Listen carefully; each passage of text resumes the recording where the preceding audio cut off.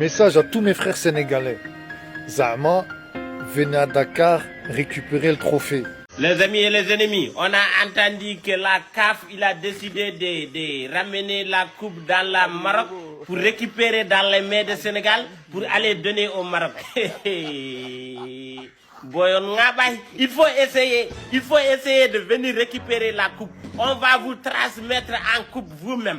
Mais quel manquement de respect, vous allez vivre ça où? Depuis quand on récupère la coupe, venez essayer de récupérer. Sénégal, le Sénégalais est plus fou que la vous. Il faut essayer de récupérer. Mais c'est quoi cette merde, man? Écoutez bien mes frères comment ça va se passer exactement. Parce que nous les Marocains, on connaît la diplomatie, on est diplomate. Parce que je vois vous aimez trop la violence. Vous avez ramené carrément le trophée vers l'armée. Regardez comment ça va se passer les gens. Ça va être carré comme la Corée. 4 personnes, je dis bien 4 personnes, bien habillées, en costume, avec une mallette chacun. Une mallette chacun, 4 personnes. Ils vont rentrer dans le bureau. La première personne ouvre sa mallette. Ils vont poser le trophée dessus. La deuxième personne ouvre la mallette. Ils vont poser les médailles dessus. Vous avez entendu? Ils vont poser les médailles dessus. Dedans la mallette. Le troisième ouvre sa mallette. Ils vont poser l'argent. L'argent, ils vont poser dans la mallette. Et le quatrième va poser sa mallette sur le bureau. Il va ouvrir la mallette. Et ils vont poser l'étoile. Oui, ils vont poser l'étoile. La deuxième étoile pour le Maroc. Et nous, pendant ce temps-là, tous les Marocains, on serait en train de savourer un bon couscous. Oui, un bon couscous. C'est comme ça que ça va fonctionner. Tout avec classe. À bon entendeur. Dis-moi Maghreb. Le Maroc devrait prendre exemple sur l'Algérie. Voilà ce qu'on appelle un vrai champion d'Afrique. Voilà ce qu'on appelle un vrai champion d'Afrique. Regardez cette image. Des joueurs algériens, médailles au cou, qui paradent dans les rues avec leur population en liesse. Le trophée bien élevé, entouré de centaines de milliers de supporters, ils ont gagné sur le terrain. Ils ont soulevé la coupe sur le terrain et ils célèbrent avec leur peuple comme des vrais champions d'Afrique. C'est ça du football, c'est ça de la fierté, c'est ça un vrai sacre. Pendant ce temps, au Maroc, on gagne sur tapis vert. 2 mois après le match, grâce à une décision opaque du jury d'appel ou même un membre dit je n'étais pas là. On vole le trophée du Sénégal qu'il avait gagné 1-0 après prolongation et on essaie de le fêter comme si de rien n'était. Quelle honte. L'Algérie nous rappelle ce que c'est d'être un vrai champion d'Afrique. Gagner sur le terrain, lever le trophée sur le terrain devant son peuple, parader avec dignité sans avoir besoin de trucage administratif aux Marocains qui jubilent aujourd'hui. Regardez bien cette photo. C'est ça, un vrai champion d'Afrique. Pas une victoire de bureau, pas un forfait rétroactif, pas un vol organisé avec des jurys qui se dédouanent ensuite. Le Sénégal a gagné sur le terrain comme l'Algérie l'a fait en son temps. Nous avons levé la coupe, nous l'avons ramenée à Dakar et nous la gardons en attendant le TAS. Alors prenez exemple sur l'Algérie. Au lieu de célébrer un titre volé, un vrai champion d'Afrique gagne sur la pelouse, pas dans les bureaux de la CAF. Respect éternel à l'Algérie et à ses Fennecs. Vous savez ce que c'est la gloire sportive. Quant à nous, Lions du Sénégal, on reste debout. On reste champion dans le cœur du peuple africain et sénégalais. Et on ira jusqu'au bout. Au TAS, la coupe reste chez nous. Vive l'Algérie, vive le Sénégal. Tahia Jazairi. 1, 2, 3. Viva Algérie. Merci Georges Weah, enfin un qui a tout compris. Depuis le début, je me tue à répéter ça, mais les gens, ils veulent pas l'entendre. Ils pensent que j'ai de la haine. Alors qu'en fait, c'est juste logique. L'arbitre a permis que le match se poursuive et le résultat a été obtenu sur le terrain. L'arbitre a toute autorité et ses décisions sur les faits liés au jeu sont définitives. En fait, les gars, faut comprendre une chose. Sur le terrain, c'est l'arbitre qui décide, c'est l'arbitre qui fait appliquer les lois. Je l'ai déjà dit, mais je le redis. Une fois que l'arbitre a pris sa décision de continuer le match, personne ne peut revenir en arrière. Personne ne peut contester sa propre décision. L'arbitre aurait dû arrêter le match au moment où les Sénégalais sont sortis. À ce moment-là, les joueurs marocains auraient dû dire non, on joue pas. Ils sont sortis, ils ont perdu. Et même si les Marocains ne le disent pas, l'arbitre aurait dû le faire parce que c'est lui qui connaît les lois du jeu. C'était à lui de savoir ça. Et croyez-moi, tout le monde le sait. Même les arbitres de district et de ligue, ils le savent. C'est une règle qui est connue. Des joueurs qui sortent du terrain, carton jaune. Des joueurs qui rentrent au vestiaire, Vas-y, déclare forfait, 3-0, tapis vert. Maintenant, l'arbitre ne l'a pas fait. Il a fait une erreur. L'arbitre a fait l'erreur de ne pas siffler la fin du match sur le moment.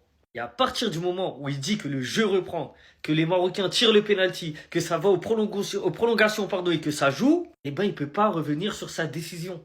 Ni lui, ni le tribunal, ni personne d'autre. Et c'est pour ça que moi je comprends pas la décision d'avoir enlevé le titre au Sénégal. J'invite tout le monde à aller voir la loi numéro 5. Écrivez sur Google, loi 5, IFAB.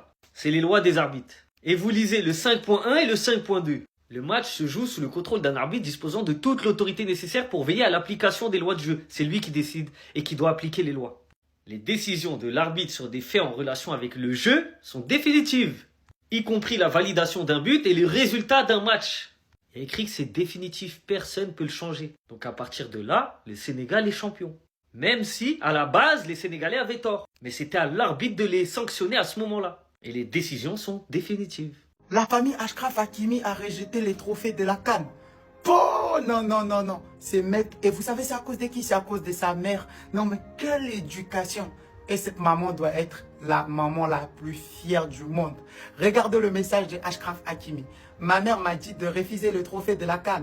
Je le refuse officiellement et j'espère que mes coéquipiers feront de même. Nous avions une chance de gagner, mais nous ne l'avons pas saisie. C'est le football, parfois on gagne, parfois on perd. Le Sénégal nous a battus à la régulière et méritait sa victoire. Ce serait injuste de gâcher leur joie après tous leurs efforts. Je respecte la décision de la CAF, mais je refuse officiellement les trophées. Je n'ai pas gagné la CAN 2025. Félicitations au Sénégal. La coupe sera retirée au Sénégal et renvoyée au Maroc. Ceux qui disaient ça là, en fait, sur qui vous étiez en train de compter? Vous pouvez prendre toutes les décisions que vous voulez. Le problème, ça sera celui sur qui vous comptez là pour aller récupérer la coupe là. C'est nous, on attend. Si la CAF disait on va retirer coupe au Sénégal, je ne sais pas quelle coupe, hein, mais ça ne sera pas celui du Sénégal. Parce que celui du Sénégal, en fait, ça restera définitivement au Sénégal. C'est-à-dire, prochain CAN, ça sera sans nous, mais en même temps, vous allez créer nous, Coupe d'Afrique. Mais sinon, celui qui rentre au Sénégal, là, ça reste là-bas. Est-ce que vous avez compris? Et puis, je ne sais pas sur qui vous étiez en train de compter. Mais en fait, la question que je vous pose, vous allez envoyer qui pour aller récupérer la coupe au Sénégal? Qui? C'est la question qu'il faut vous poser. Hein. Coupe qui rentre au Sénégal ne ressort pas. C'est-à-dire que nous, ce qu'on a déjà pris, on ne le redonne pas. On ne fait pas remboursement. Il n'y a pas de service après-vente ici. Et puis sachez que nous, Sénégalais, tout ce qu'on a fait, on a loupé. On a fait exprès. Ouais. Et la prochaine fois, on va faire pire. Ça c'est la deuxième victoire du Sénégal. Après la victoire du 18 janvier 2026, sur le terrain, un but de Pape Gueye, qui a fait pleurer tout un peuple et qui a énervé des stadiers qui ont attaqué des supporters et un corps juridique qui a attaqué également les supporters et les envoyé en prison. Même des forces de l'ordre qui ont enlevé, kidnappé nos supporters jusqu'à présent. Ça, c'est la deuxième victoire. Le tribunal arbitral du sport a accepté le recours du Sénégal et impose une mesure conservatoire. Le titre attribué au Maroc par la CAF est gelé. Parce que la CAF, ils sont dans l'hypocrisie la plus totale. Le trophée est en suspens. Jusqu'à une décision finale, jusqu'à la décision finale, qui peut prendre des mois. Donc, c'est la première victoire du Sénégal et la deuxième victoire du Sénégal et ce n'est que le début. La première victoire, je vous l'ai rappelé, c'est le but de Pape Gueye. Nous, on connaît quand on gagne, quand on a un score, on sait qui a marqué. On sait à quelle minute il a marqué, avec quel pied il a tapé le but. On connaît le gardien qui a encaissé le but. On connaît également qui a fait la passe décisive. C'est ça une victoire d'homme, de vrai homme. Pas une victoire de politicien. Une victoire de manigance, de comploteur, de voleur de victoire. Non, non, non, non, non. Une victoire sénégalaise. Et c'est comme ça. Et viendra la troisième victoire qui va définitivement trancher. Qui va dire au monde entier, celui qui avait gagné sur le terrain, sans tricher, sans voler, sans dénigrer, sans enlever des supporters, c'est lui qui a gagné le trophée. Laissez-lui son trophée. Donc le trophée va devoir dormir à Dakar jusqu'à la fin de l'éternité. Oui, c'est ça. Quel que soit le roucoulement que vous voyez de gauche à droite, ils ont juste peur. Ils vont vous sortir, ils vont matin, midi, soir, chaque procès sur l'heure, article 83, 85, 84. On s'en fout. Parce que le match a pris fin. On a rejoué jusqu'à la fin. Brahim Diaz a raté son penalty. C'est ça. Et ils n'ont pas fait recours durant le match. Aucune protestation. Excusez-moi. Au contraire, c'est eux qui voulaient même qu'on continue parce qu'ils avaient pensé que s'ils tirent le match, s'ils tirent le penalty, il va marquer et la victoire est célébrée. L'arbitre allait souffler la fin du match dès que Brahim Diaz marque le penalty. Malheureusement, Dieu n'était pas avec eux. Et c'est toujours comme ça. Dieu n'est pas aux côtés des munafiqines. Dieu n'est pas aux côtés des comploteurs. Dieu n'est pas aux côtés de ceux qui dénigrent, les calomniateurs. C'est pour ça que Brahim Diaz a raté. Dieu était aux côtés des justes et les justes, c'était les Sénégalais. Ils connaissent bien ce que je dis. Je les renvoie à la sourate qui le dit. Je pense que c'est sourate Saf. Ya ayu allazina amanu lima taqulu ma la tafaluna kabzal maqtal indallahi an taqulu ma la tafaluna. Inna allaha yuhibbu allazina yuqatilu fi sabilillahi. Ainsi de suite, jusqu'à la fin. Vous connaissez la sourate, le verset qui dit Dieu n'est pas du côté des munafiqines ni du côté des hypocrites. Scandale! Scandale! Scandale! Nous sommes en train d'assister au plus gros scandale de toda la historia del football. Mais ça existe de faire des trucs comme ça? Est-ce que ça existe? La CAF vient de retirer la Coupe d'Afrique des Nations au Sénégal 2 mois après pour la donner au Maroc. Mais c'est vrai ces conneries? Est-ce que c'est vrai? Mais on marche sur la tête. On marche sur la tête. Vous comprenez après pourquoi l'Afrique, pourtant pétrie de talent, n'est pas pris au sérieux dans le monde? Si vous vouliez annuler la CAN du Sénégal, au moment où ils sortent sur le terrain, bah vous dites, ils sont disqualifiés. Mais vous revenez pas 2 mois après pour leur retirer un titre qui a été célébré. C'est on marche sur la tête, c'est un immense scandale. Et je suis sûr que même le Maroc, ils en veulent pas. Ils ont organisé une compétition chez eux il y a 2 mois et on leur donne la CAN 2 mois après.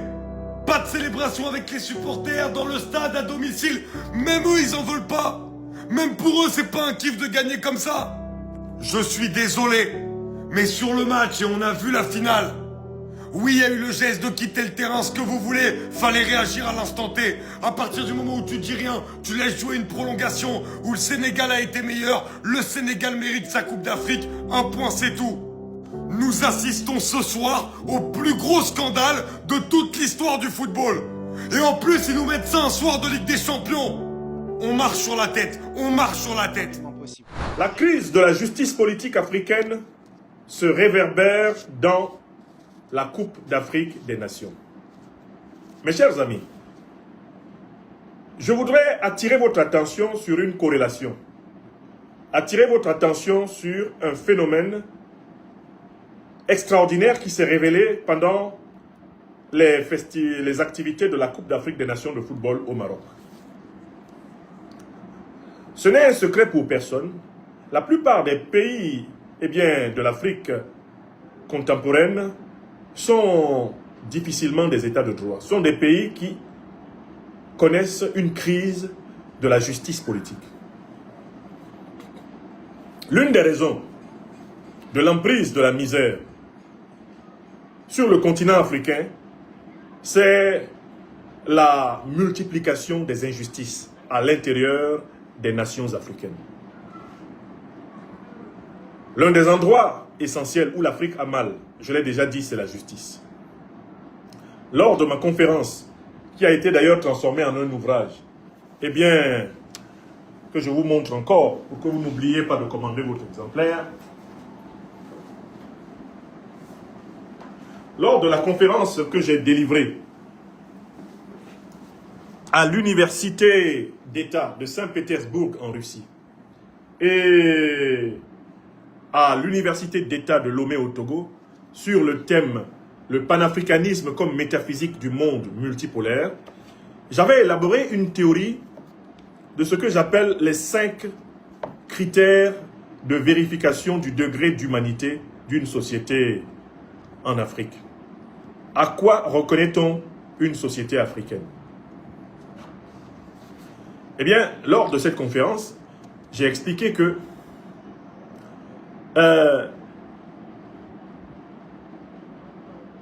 par panafricanisme de proximité, ça c'est à la page 57, nous attendons l'émergence de gouvernements africains respectant scrupuleusement la dignité des peuples et des personnes en Afrique. Il y a de ce point de vue 5 lieux où se vérifie aisément le degré d'humanité de nos sociétés. La famille, l'école, l'hôpital, la prison et le tribunal. Dans la famille africaine se tisse le nexus fondamental de la personne humaine. Les valeurs de vérité, justice et solidarité se transmettent dans la manière d'être des parents, leur dire et leur faire devant leurs enfants. La tradition africaine veut que l'enfant se masculinise ou se féminise sous le modèle de la famille traditionnelle multimillénaire dans la triangulation père-mère-enfant. Il n'y a pas de société authentiquement humaine sans famille traditionnelle stable. Dans l'école, se transmet non seulement le bagage culturel, structurel d'une génération humaine, mais également la kyrielle des savoir-être, des savoir-faire, des savoir-dire des générations précédentes aux suivantes. L'école africaine, au demeurant, doit être complétée par des cursus initiatiques intégrant les grands symboles civilisateurs négro-africains. Pas de société véritablement humaine sans la transmission par l'éducation des valeurs de socialisation, de professionnalisation et d'humanisation maximale. Dans l'hôpital s'accueillent les personnes vulnérables de toutes les couches sociales et surtout celles plus démunies des couches sociales les plus pauvres. Une société proprement humaine n'abandonne personne à la malmort, à l'indignité de la pauvreté scandaleuse. Une société authentiquement humaine pratique la charité pour les vulnérables des siens. Elle sert de digue à la déchéance d'humanité qui ne dégrade pas seulement les individus qui en sont victimes, mais aussi la société humaine qui la tolère et s'y complaît malicieusement. Dans la prison africaine, disais-je, à Lomé comme à Saint-Pétersbourg, on ne devrait trouver que ceux qui ont fauté objectivement contre la loi, en leur âme et conscience. Le fléau des prisonniers politiques déshonore l'Afrique. Comment comprendre qu'un gouvernement se dise panafricaniste, c'est-à-dire attaché à l'émancipation africaine, et que de l'autre côté, les prisons du même pays soient remplies d'opposants politiques embastillés dans le cadre d'un plan éhonté de capture et confiscation ad vitam aeternam du pouvoir d'État. Il n'y a pas de société proprement humaine qui puisse garder des innocents dans ses geôles. Enfin, au tribunal, les magistrats se doivent de dire le droit, dans le respect des normes complémentaires de l'égalité, de légitimité, d'égalité et d'équité. Les magistrats africains ne peuvent contribuer à l'hominisation africaine maximale en comptant toujours parmi les plus corrompus au monde. Le redressement de la justice en Afrique est incontestablement la condition même de la renaissance africaine. Le redressement de la justice en Afrique est incontestablement la condition même de la renaissance africaine. Voilà ce que j'ai dit dans cette conférence qui est publiée ici en anglais et en français et dont vous pouvez commander l'exemplaire sur la plateforme Amazon.fr et être livré partout à travers le monde selon vos possibilités. L'Afrique a soif de justice. L'Afrique a faim de justice. Et cette soif et cette faim de justice qui travaillent l'Afrique et qui font que nous avons honte de ce qui se passe dans nos pays et qui font que les Africains qui se plaignent d'être méprisés en Europe, d'être méprisés en Amérique, d'être méprisés en Asie, sont encore plus méprisés en Afrique par d'autres Africains. Cette honte innommable qui nous est infligée d'être maltraités chez nous-mêmes, plus que nous ne le sommes, eh bien, en dehors de notre continent natal, cette honte-là a commencé maintenant à s'exprimer dans toutes les directions. Le sport, et ici la Coupe d'Afrique des Nations, a été l'occasion pour que quelque chose s'exprime de cette honte de vivre dans l'injustice dans laquelle nous sommes, nous Africains, sur notre propre continent. Cette injustice qui prospère dans nos pays, avec des magistrats corrompus. Cette injustice qui prospère avec des prisons politiques remplies d'innocents. Ces injustices, les Africains en sont saturés. Les Africains en sont débordés. Et elles commencent maintenant à être revendiquées sur des sphères anodines, sur des soupapes d'échappement, dans des voies improbables, comme par exemple le stade de football. Qu'est-ce qui s'est passé tout au long de la Coupe d'Afrique des Nations? Une immense colère montait progressivement à l'intérieur des opinions africaines au fur et à mesure que la Coupe d'Afrique des Nations se déroulait. Quel était l'objet de cette colère?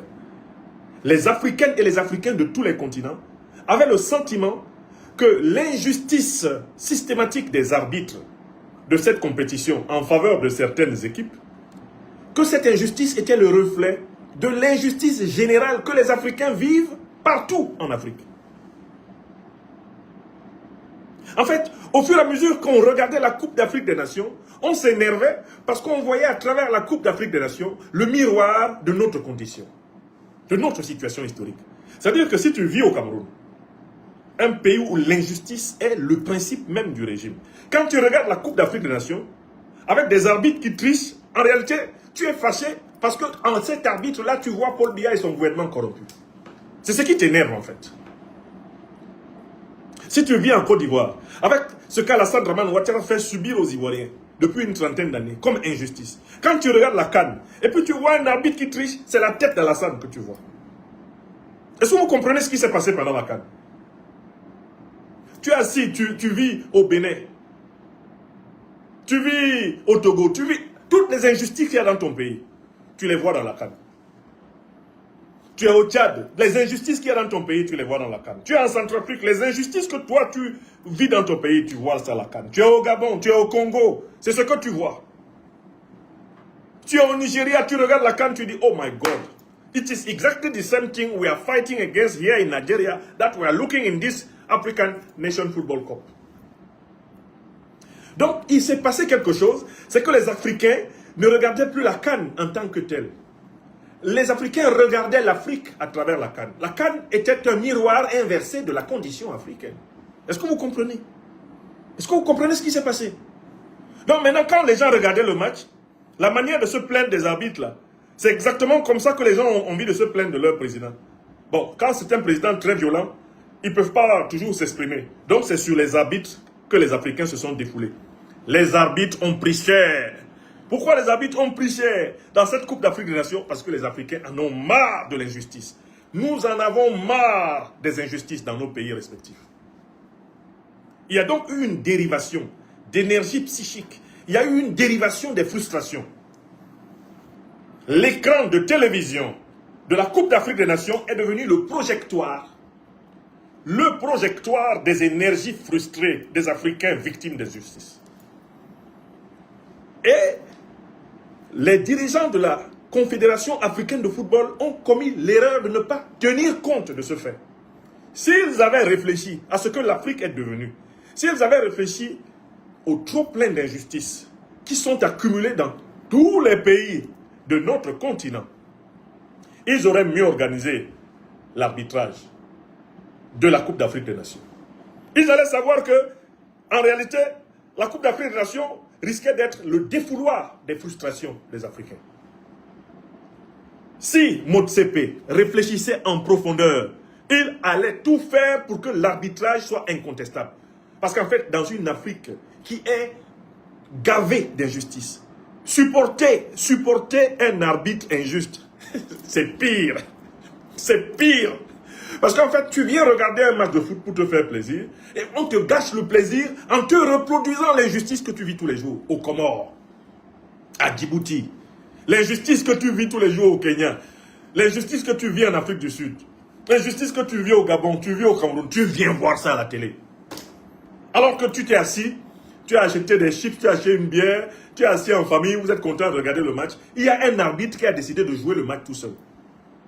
D'enlever les buts qui le dérangent et de marquer les buts qui l'arrangent. Sans froulage. Donc, il faut que vous compreniez ce phénomène extraordinaire qui s'est déroulé sous nos yeux. La projection sur les écrans de la Coupe d'Afrique des Nations des frustrations nationales des Africains. Et ça, c'est un avertissement. C'est un avertissement qui est lancé à tous ceux qui organisent des compétitions internationales en Afrique. Ça ne va plus se passer comme avant. Un jour, s'est passé en Grande-Bretagne, en Angleterre, un événement qu'on m'avait rapporté.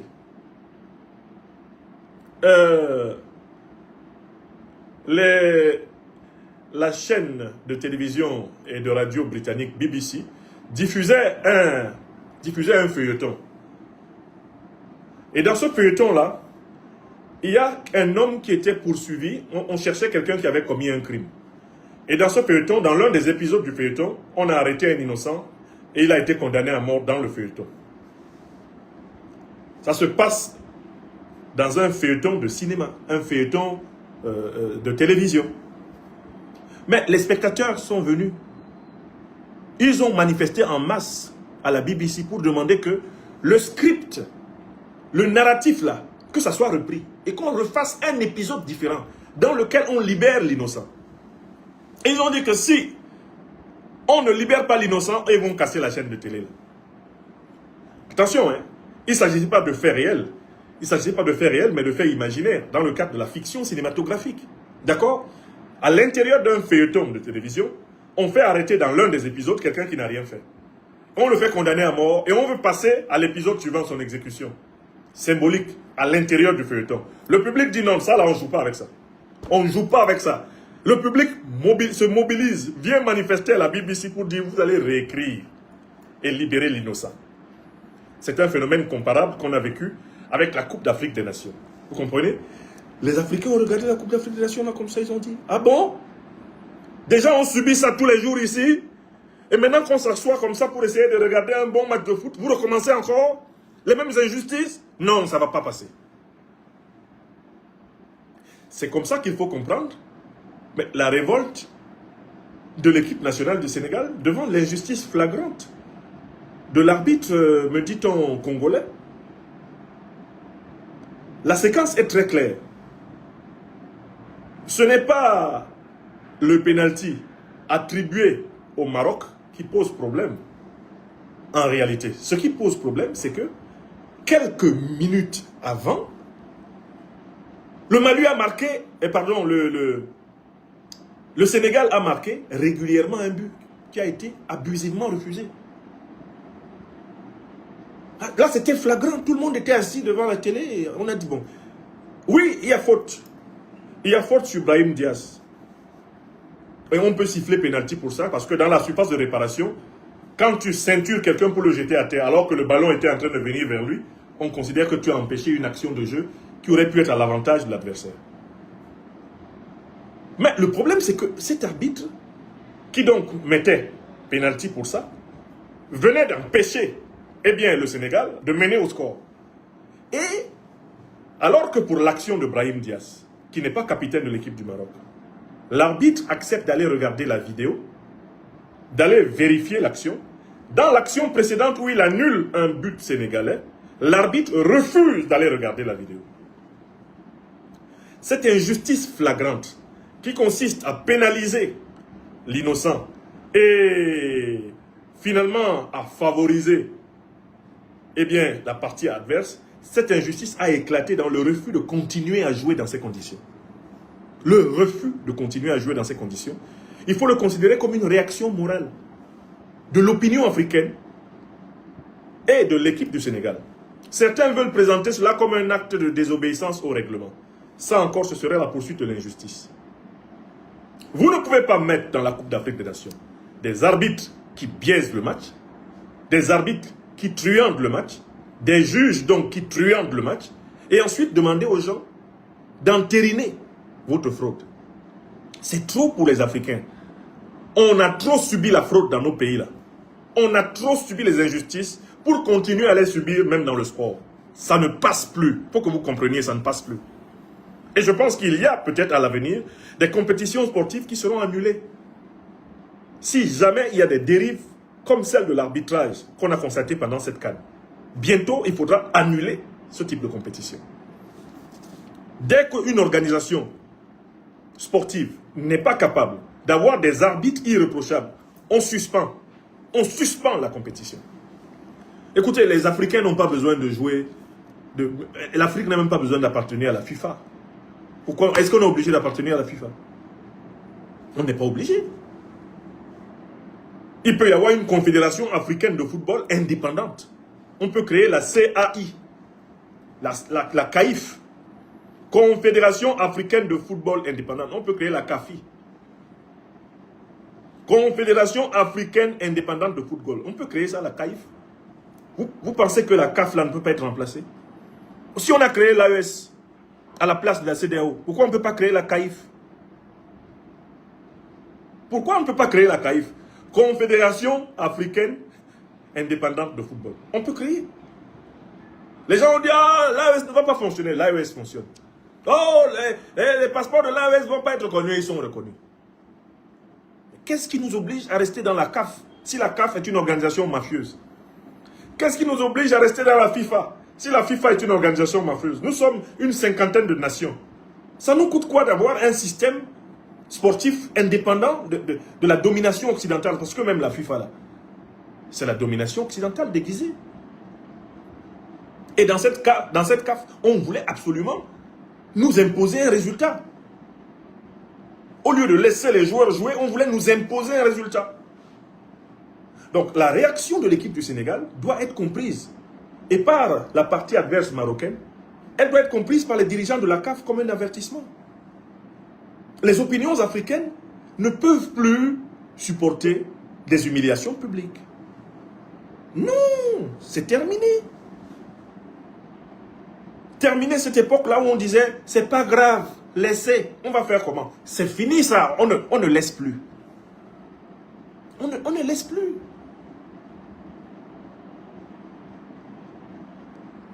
Le temps dans lequel nous sommes maintenant en Afrique, c'est un temps où on ne laisse plus. Et je voudrais saluer l'équipe du Sénégal pour avoir défendu son droit. Qui va vous défendre si vous ne vous défendez pas?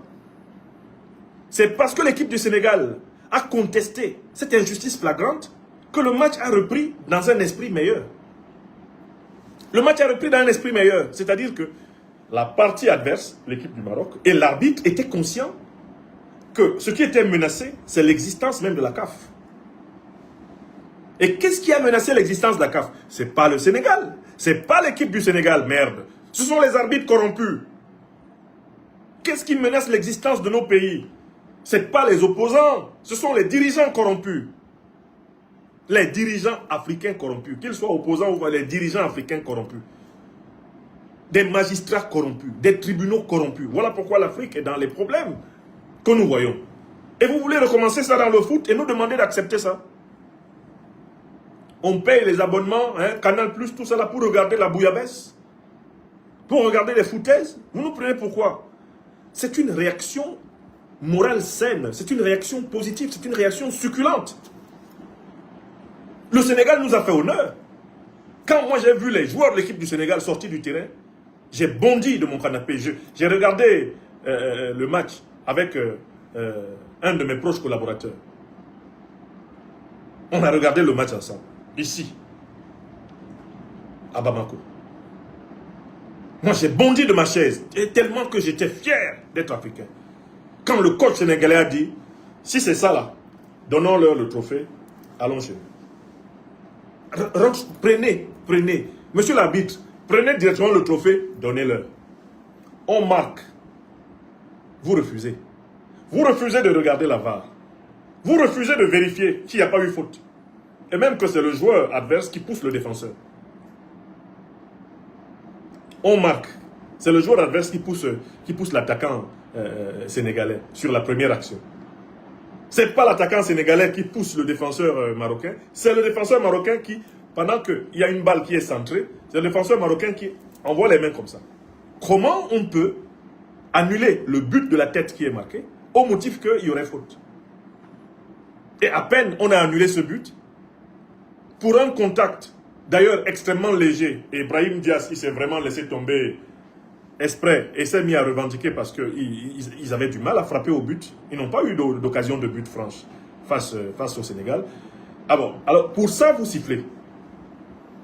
Donc en fait, l'arbitrage a gâché la Coupe d'Afrique des Nations, mais l'arbitrage a davantage gâché la Coupe d'Afrique des Nations à cause de l'injustice dans laquelle les nations africaines vivent. C'est davantage l'injustice que nous subissons dans nos pays africains qui nous a rendus, pour ainsi dire, écorchés vifs devant les injustices spectaculaires dans le sport. Et du coup, le sport peut être en fait une école de justice. Il y a une histoire célèbre dans l'histoire du Brésil. Le Brésil était une dictature. Jusqu'à la fin pratiquement des années 70, le Brésil était une dictature affreuse au service des intérêts impérialistes américains. D'accord? Mais est-ce que vous savez d'où sont venues les énergies, l'inspiration, l'imagination qui ont permis la création de la démocratie brésilienne actuelle? Tout cela est venu d'une équipe de football qu'on appelle les Corinthians. Cette équipe de football pratiquait en son sein les principes de justice politique qu'on aimerait voir pratiqués dans la société brésilienne.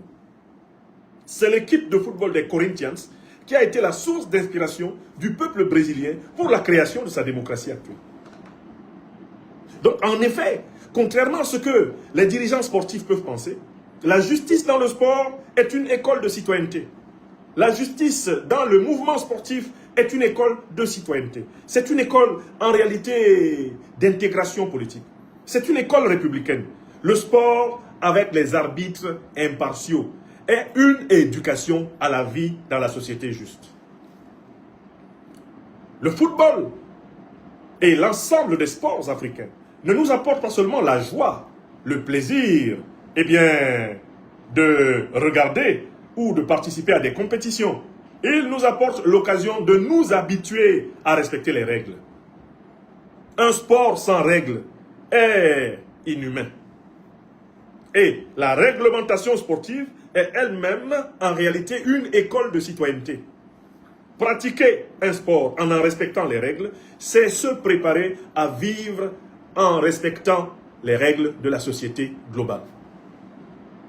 Il est donc important que l'ensemble des mouvements, des organisations sportives africaines se dotent d'équipes arbitrales exemplaires. L'exemple peut venir du football.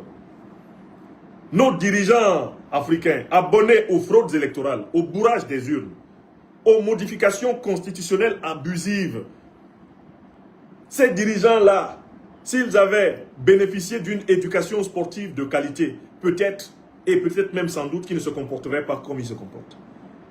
On a transféré la tricherie partout. Et le problème, c'est qu'on ne peut même plus la supporter n'importe où.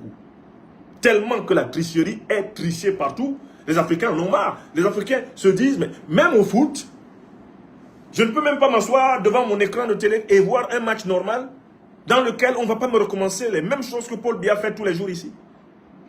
Hein? Ça suffit. Entendez le cri de révolte de l'Afrique populaire contre l'injustice. À travers la colère des opinions africaines contre le mauvais arbitrage de la CAN 2026, entendez le cri de révolte des peuples africains contre l'injustice quotidienne. Donc en fait, ce qui s'est passé au Maroc est simplement un révélateur d'un problème que nous avons en Afrique subsaharienne.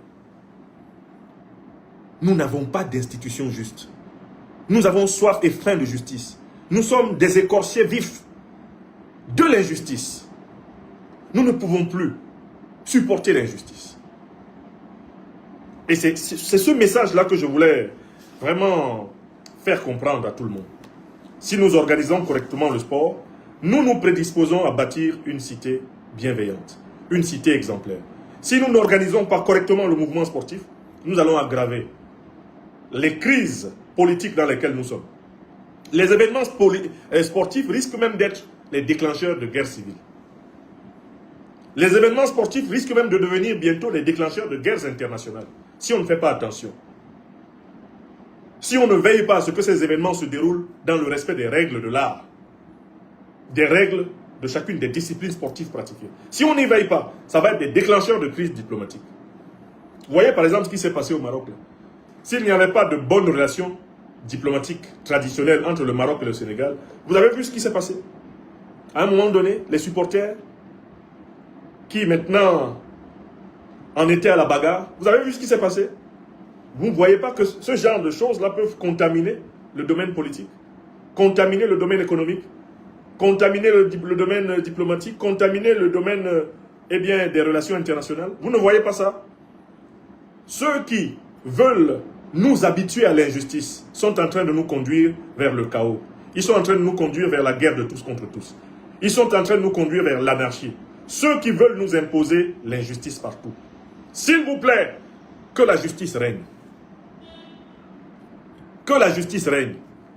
Que les innocents sortent de prison. S'il vous plaît, que les tribunaux ne soient plus des lieux de corruption. C'est important de tirer la sonnette d'alarme. Cet excès d'injustice en Afrique risque de rendre le continent fou. L'Afrique risque de devenir un continent fou. Trop d'injustice. Trop d'injustice conduit à la folie. Trop d'injustice conduit à la folie. C'est ce cri du cœur et ce cri de la raison que je voulais faire entendre.